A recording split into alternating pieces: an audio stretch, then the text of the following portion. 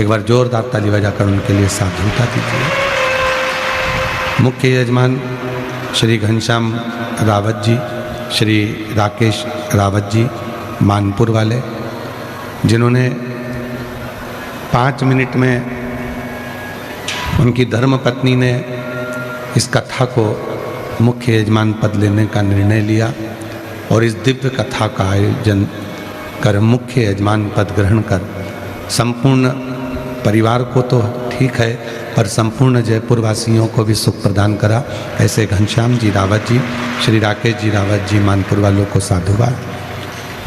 कार्यक्रम के इस प्रमुख आनंदमय मुख्य व्यवस्थापक के रूप में श्री अखिलेश आत्री जी, श्री मनोज पांडे जी, जिन्होंने इस कथा की दिव्यता को सुचारू रूप से हर अथक प्रयास कर कर इस कथा को जागरूकता प्रदान कर कर संपूर्ण जयपुर वासियों को ये दिव्य कथा श्रवण करने का लाभ प्रदान करा। उनके लिए एक बार जोरदार ताली बजाकर साधुवाद।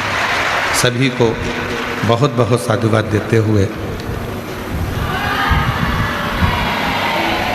जिनके यहाँ हम रुके और जिनके भवन में हमारा निवास हुआ, उस परिवार को भी हम बहुत बहुत साधुवाद देते हैं। उन माता जी को, भाई जी को, जिन्होंने इस दिव्यता के साथ इस पवित्र धरा पर रहकर दिव्यता प्रदान करी। और तेरी कृपा बिना न हिले एक भी अणु, लेते हैं श्वास तेरी कृपा से तनु तनु। बखान क्या करूं मैं राखों के ढेर का, चपटी भभूत में खजाना कुबेर का। हे गंगाधार मुक्ति द्वार ओमकार तू, भोले ओमकार तू। आयो शक्तिहारी शंभु तार तार तू। यीशु महापुराण की कथा संपूर्ण जगत का कल्याण करने वाली है। प्रेशर बढ़ा दो बस, सेटिंग ठीक है। प्रेशर बढ़ाओ, अंदर का भी बाहर का भी। ये संपूर्ण जीवन को सुख प्रदान करने वाली है। जिस भाव से, जिस विचार से, जिस विवेक से, जिस बुद्धि से, जिस आनंद से, जिस मन से आप इस पवित्र कथा को श्रवण करते हो, यीशु महापुराण की कथा कहीं ना कहीं आपके जीवन के कष्टों को, आपके जीवन की परेशानियों को, आपके जीवन के दुख को समाप्त करती है।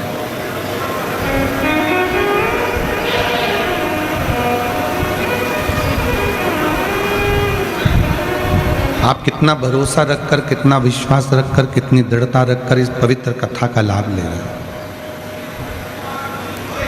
आपका भरोसा कितना है शिव महापुराण के प्रति आपके ऊपर निर्भर करता है। आपका कितना विश्वास है शिव महापुराण के प्रति आपके ऊपर निर्भर करता है। देखो, नौकरी लग जाना एक अलग विषय है, पर नौकरी में हर 2 साल में, 5 साल में प्रमोशन होना ये एक अलग विषय है। ऐसे कई लोग हैं जिनकी नौकरी लग गई पर प्रमोशन, रिटायरमेंट का समय आ गया तो भी उनका प्रमोशन नहीं हुआ। ऐसे कई लोग हैं जिन्होंने नौकरी तो करी पर प्रमोशन ही नहीं हो पाया।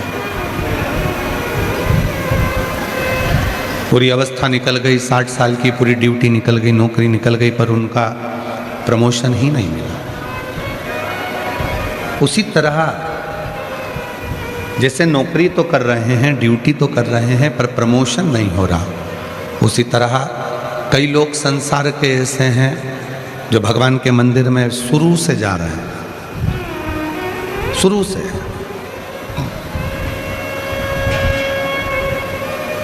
कई लोग कहते हैं हम तो बचपन से भगवान के मंदिर जा रहे हैं, पर जो अब भगवान के मंदिर जा रहे हैं उसका फल जो मिल रहा है वो अलग बात।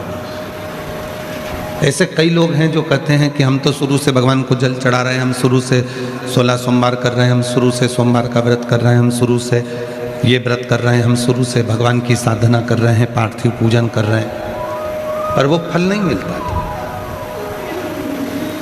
वो फल कब मिलना प्रारंभ हुआ? जब आपने शिव महापुराण की कथा श्रवण करना प्रारंभ करी, आपकी बुद्धि, आपका चित्त, आपका मन कथा में लगना प्रारंभ हुआ, तब भगवान ने तुम्हारा प्रमोशन करना प्रारंभ करा और तुम्हारा आनंदमय सुख देना प्रारंभ करा। ड्यूटी तो हम कर रहे थे।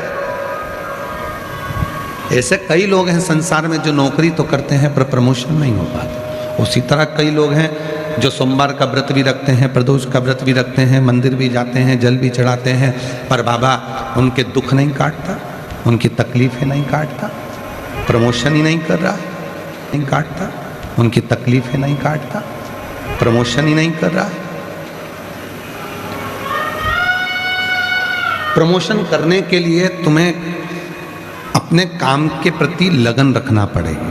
उसी तरह अपने दुख को मिटाना है तो आपको ईश्वर पर पूर्ण भरोसा कर कर एक लोटा जल चढ़ाना पड़ेगा और शिव की शरणागति रखना पड़ेगा। अरे देख लिया संसार हमने, देख लिया सब मतलब के यार हमने, देख लिया झूठे नाते झूठे रिश्ते, झूठे नाते झूठे रिश्ते, अरे झूठा है संसार हमने देख लिया सब मतलब के यार हमने देख लिया, देख लिया संसार हमने देख लिया। आज का व्यक्ति, उसकी चाह बहुत कुछ है पर करना कुछ नहीं चाहता। चाह तो इतनी है कि मैं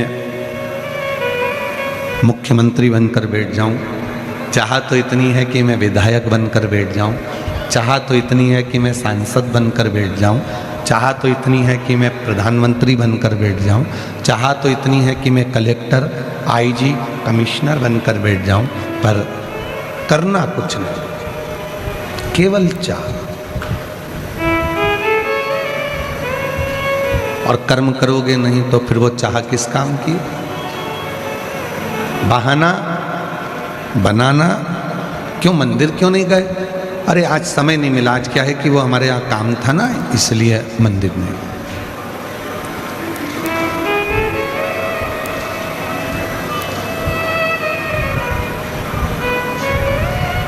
जब आत्री जी कथा लेने के लिए सीहोर आए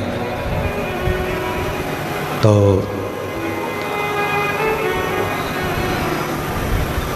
आशीष जी से उनकी बात हुई, समीर जी से उनकी बात हुई, आकाश जी से बात हुई, तो कहा कि कथा का जब विराम है तो उस दिन तो महाअष्टमी है, लोग अपने अपने घर में माता रानी की पूजन करेंगे, तो कथा में कौन आएगा आखिरी दिन? अब एक पंडाल से लेके 7 पंडाल देख लीजिए, पूरे भरे पड़े हुए हैं।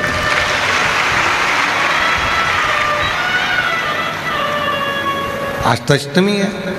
महाराज जी जब अष्टमी के दिन कथा का विराम रहेगा, आत्री जी कहे थे, तो आखिरी दिन कैसे पब्लिक आएगी, कैसे लोग सुनेंगे, कैसे क्या होगा, कैसे श्रवण करेंगे? हमने आत्री जी से, आशीष जी ने भी कहा, समीर जी भी बोले, आकाश जी भी बोले कि आत्री जी ये कथा है ही शिव और शक्ति की। और आप पूछिएगा आत्री जी से, ये पूरी कथा हम एक ही बात कही कि ये शिव और शक्ति की। आपको साधुता है तुम कार्य के प्रति, बहुत बहुत साधुता। ये पूरी कथा शिव और शक्ति की है और विश्वास पर ये कथा चलती है। ये कोई दूसरी पुराण नहीं है।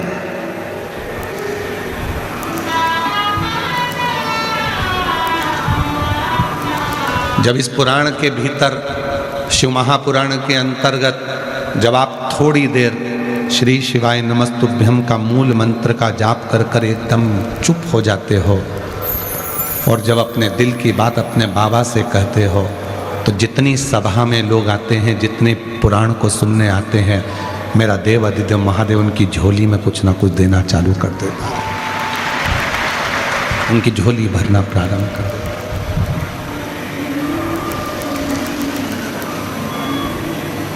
ऐसा नहीं है कि आपके यहाँ पर शिव पुराण नहीं होती है जयपुर में, ऐसा नहीं है कि आपके यहाँ पुराण नहीं बजती, बजती होगी। ब्राह्मण बाजते भी होंगे, संत बाजते भी होंगे, आप लोग जाते भी होंगे। फिर कुबरेश्वर बाबा के धाम से ये पोथी आती है, सीहोर से ये बाबा आता है, तो इस कथा में और उस कथा में क्या अंतर रह जाता है हम नहीं जानते क्या अंतर है, पर इतना जरूर जाते हैं कि जब कुबेर भंडारी सीहोर से ये पोथी के रूप में आता है, पंडाल में 7 दिन तक रहता है, तो 7 दिन जो आने वाले हैं उनकी झोलियां भरना प्रारंभ कर देता है। इतना क्यों लोग लिखते हैं कि कौन बनेगा करोड़पति की सीट पर बैठना सरल है, पर कुबेरेश्वर धाम की व्यासपीठ के सामने जाना कठिन है। वहां करोड़ों का धन मिलता है और यहाँ जो पत्र लिखते हैं और उनका पत्र पढ़ा जाता है तो उनको एक बेलपत्र मिलता है, और वो एक बेलपत्र उसकी जिंदगी का सबसे बड़ा सार हो जाता है। वो एक बेलपत्र उसके जीवन का सबसे बड़ा सुख हो जाता है। हम कभी भी इस व्यासपीठ से उसको ना तो कोई धन दिए, ना कोई दौलत दिए, ना कोई रुपट्टा दिए, ना कोई वैभव दिए। एक बेलपत्र, जिस बेलपत्र ने भगवान कृष्ण की नानी, क्या नाम था भगवान कृष्ण की नानी का, यशोदा जी की माँ, नंद बाबा की सास, आप लोग श्रीमद् भागवत कथा सुने होंगे तो उसमें वर्णन आया होगा। भगवान कृष्ण की नानी, यशोदा जी की माँ, नंद बाबा की सास, पाटला देवी। क्या नाम था? पाटला देवी। एक बेलपत्र के बल पर यशोदा जी की जितनी बहन थी सबके घर में बच्चे थे, पर यशोदा जी के घर में संतान नहीं थी। और पाटला देवी माँ यमुना जी के तट पर जाकर पार्थिव लिंग का पूजन करती थी, और पाटला देवी पार्थिव लिंग का पूजन कर कर एक बेलपत्र शिव को समर्पित करती थी। शिव एक बूढ़े का रूप रखकर आ गए पाटला देवी के सामने, और पाटला देवी से कहा, पाटला तू मेरी आराधना करती है, साधना करती है, क्या चाहिए तुझको? मेरी बेटी यशोदा जी की गोद खाली है, बस उसके घर संतान हो जाए। ठीक है, इतनी सी बात हो जाएगी। तुम यशोदा जी से जाकर कह दो, नंदराय जी से जाकर कह दो कि श्रावण के महीने की जब पूर्णिमा हो, उस पूर्णिमा के दिन अपने घर पर संत ब्राह्मण को बुलाना, भोजन कराना।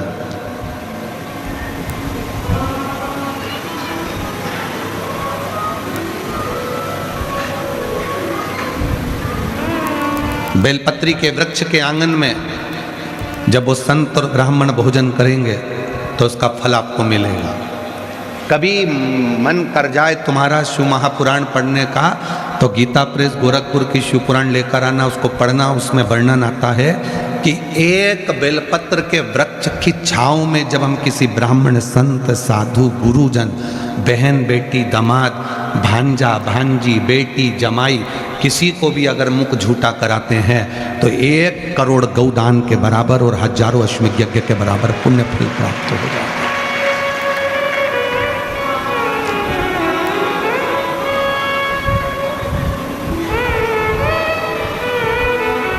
पाटला देवी, यशोदा जी से कहो कि वो संतों को भोजन कराए।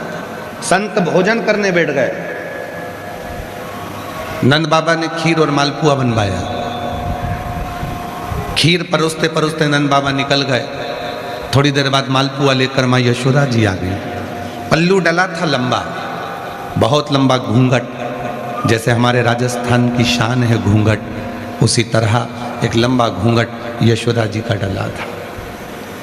हाथ में चुड़ला, पांव पैजनिया, कमर करधनिया, लंबी सी चोटी यशोदा जी की, बड़ी सुंदर स्वरूप था माता का, और पूरा घूंघट से चेहरा ढका हुआ था। मालपुआ देने के लिए जैसे यशोदा जी आई, ब्राह्मण भोजन करते करते उन्होंने देखा नंद बाबा की दाढ़ी सफ़ेद है, नंद बाबा के बाल सफ़ेद हैं, हमको लगता है ये नंद बाबा के छोरे की बहू दिखती है, ऐसा लगता है कि नंद बाबा के घर के बेटे की बहू है और इनके घर में कोई बच्चा नहीं दिख रहा। तो सारे संतों ने भोजन करते करते घूंघट की जो ओट में यशोदा जी थी उनको देख नहीं पाए, और सारे संत ब्राह्मणों ने कह दिया पुत्र भव, पुत्र भव। जैसे ही यशोदा जी से कहा, यशोदा जी ने अपना घूंघट ऊंचा करा तो बाबाओं ने देखा कि नंद बाबा की दाढ़ी सफेद, बाल सफेद, यशोदा जी के भी बाल सफेद थे। 60 वर्ष के नंदराय जी और 55 वर्ष की यशोदा जी, बाल सफेद। सारे संत ब्राह्मणों के मन में आया कि हमारा तो अब आशीर्वाद गड़बड़ हो गया, हमने वर दे दिया। नंद बाबा जी हाथ जोड़कर बोले, बाबा जी आपने मेरी पत्नी को पुत्र होने का आशीर्वाद दिया है, बेटा होने का, पर हम तो इतनी उम्र के हो गए, अभी तक संतान नहीं हुई, तो संतान कहां से आए। संतों ने कहा बेलपत्र के वृक्ष की छांव में जब भोजन करता ब्राह्मण कोई वर देता है, वो वर कभी खाली नहीं जाता, और हमने तुम्हें वर दिया। इसलिए लोग स्तुति गाते हैं, उसमें कहते हैं ना जाने किस ऋषि मुनि ने धागा हाथ लपेटा कि नंद घर अनहोनी हो गई, बेटी हो गया बेटा। ना जाने कौन ऋषि ने हाथ पकड़ा।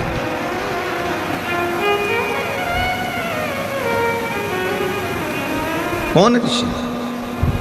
और शिव की कृपा ऐसी हुई कि वो यशोदा जी के घर में रात्रि के समय पर कन्या ने जन्म लिया था, और संतों की वाणी को पूर्ण करना था, इसलिए परमात्मा ने रात की रात कन्या को बदलकर बेटे को लाकर सुलवा दिया, और वो क्रम पुत्र का पूरा पलटता है, चक्र पलटता है।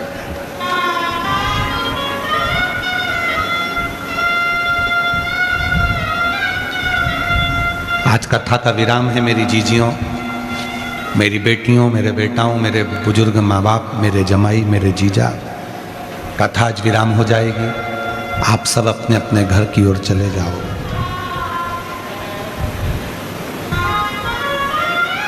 और मायके में 7 दिन जो आपने शिव महापुराण की कथा इस पंडाल के अंदर बैठकर सुनी है, तुम भले घर चले जाओ, पर 7 दिन जो तुमने बाबा को निमंत्रण दिया है अपने घर में आने के लिए, आपका दुखड़ा मिटाने के लिए, आपकी गोदी भरने के लिए, आपका सुख प्राप्त करने के लिए, मेरा भोले बाबा तुम्हारे पीछे पीछे तुम्हारे घर तक जरूर आएगा और तुम्हारा दुखड़ा मिटाएगा।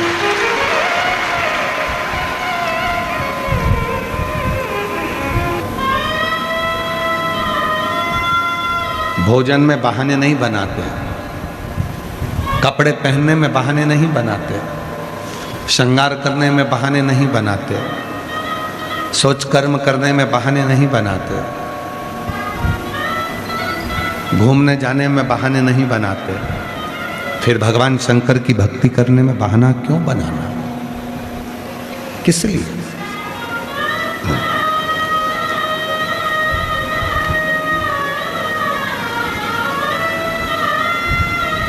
कल एक किसी बहन जी ने कोई मैसेज करा सीहोर, और सीहोर से वो मैसेज आशीष के पास आया, और आशीष ने फिर हमें बताया कि गुरुजी बोले कि जब दुख आए तो अपने पुराने समय का, जो तुमने सोमवार का व्रत करा है, जो तुमने प्रदोष करी है, जो तुमने व्रत धारण करा है, तुमने शिव जी को जल चढ़ाया है, पार्वती मैया अपने बचपन के किए हुए पुण्य को याद करती हैं, उससे लाभ मिलता है। तो हम निवेदन करेंगे जिन्होंने मैसेज करा उनको कि आप प्रैक्टिकल करिएगा, जब दुख की घड़ी हो आपका पूर्व का 1 लोटा जल याद करिए, बचपन में करा हुआ सोमवार का व्रत, शिवरात्रि का व्रत याद करिए, वो आपके स्मरण में रहना चाहिए। और केवल सीओर वाला बाबा इतना ही नहीं कहता, हम तो यहां तक कहते हैं, जब तुम्हारे बच्चे बड़े होंगे तो तुमसे कहेंगे तुमने हमारे लिए क्या करा।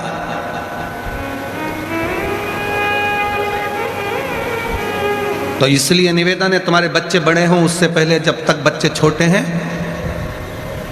और उनकी गंदगी तुम साफ करो पानी डालकर, तो फोटो खींच खींच के रख लो, थोड़ी सी वीडियो बना के रख लो। जैसे ही बच्चा बोले कि तुमने हमारे लिए क्या करा, तो उसकी वीडियो चलाकर उसको दिखा देना, ये धोने के लिए तेरे ससुराल वाले नहीं आए थे, तेरी माँ ने धोया था। ये धोने के लिए तेरे परिवार वाले दूसरे नहीं आए थे, कोई दूसरा नहीं आया था, तेरी माँ ने धोई थी ये गंदगी। इसलिए अपने अपने बच्चों के गंदगी धोते समय एक एक फोटो खींच के रख लो।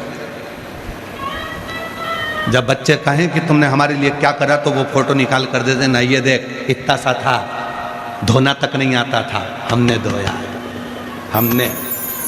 और जो कहते हैं तेरे दोस्तों वो नहीं आए थे, ना तेरी आंटी आई थी, ना तेरे अंकल आए थे, हम केवल मैं धोती थी गंदगी को।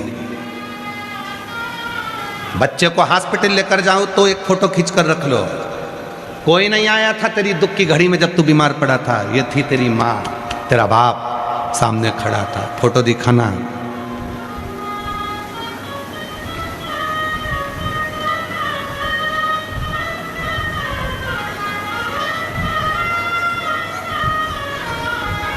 कोई नहीं आया, उस समय पर तेरी माँ थी। अपने पुराने समय का स्मरण करो, बिल्कुल मत भूलो। कई सास अपनी अपनी बहुओं को अपनी अपनी पुरानी बात बताते हैं, भैया ऐसी गरीब परिस्थिति थी, भैया हमारा जीवन ऐसा था, भैया हमारा ऐसा जीवन था। बहुओं को लगता है क्या मम्मी तुम घिसी पिटी वही बात कहती हो। मम्मी इसलिए घिसी पिटी बात कहती है कि मम्मी चाहती है कि तू संभाल के चलना, अभी तो भगवान ने दिया है, उसको पकड़ कर चलना, कहीं हमारी जिंदगी जैसी जिंदगी तेरी ना हो जाए, इसलिए तुझे सुना सुना कर तुझे संभालना सिखा रहे। और बहू को क्या लगता है कि मम्मी वही पुरानी पुरानी बातें घिसती रहती हैं, हमारी सास ऐसी थी, हमने ऐसा करा, हमने चूल्हे पे रोटी बनाई, हमने ये करा, हमने वो करा, हमने ये करा, हमने वो करा।